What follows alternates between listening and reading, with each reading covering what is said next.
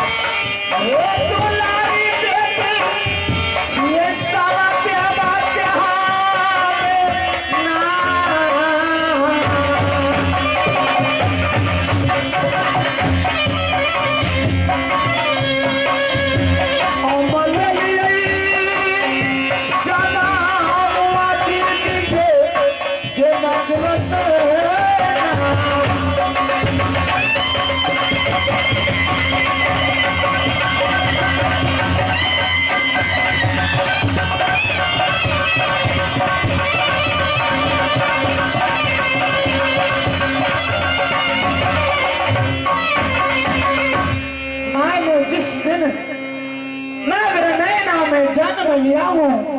पान आचरवा बैठी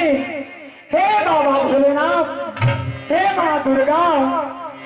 हे ससुरात हे मोहब्बा किला ससुर के नाम पर राजा बिरजासन सासू दिह मैया देवला अपियावा मांगल यही के दीदी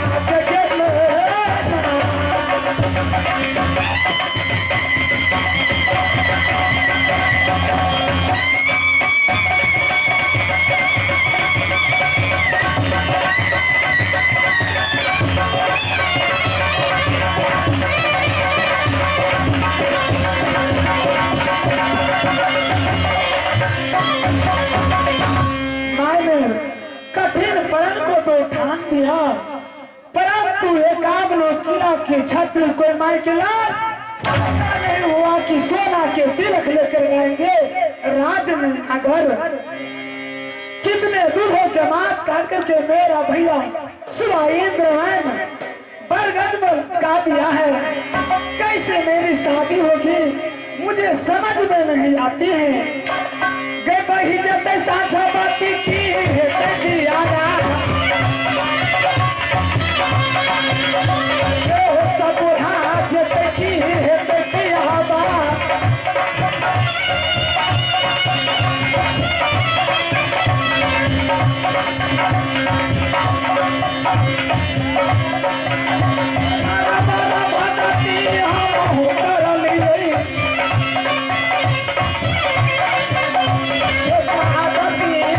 Baba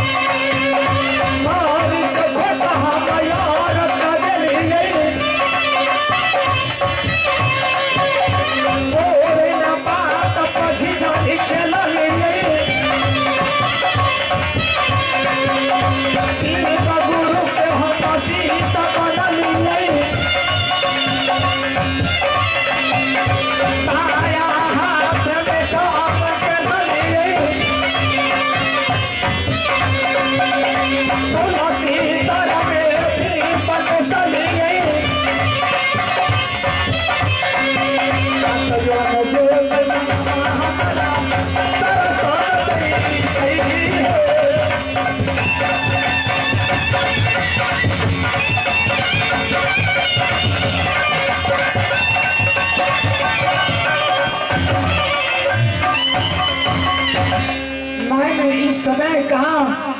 तो जाती हूँ भोले बाबा की पूजा करने के लिए, उसके बाद में मैंने खुद जाकर के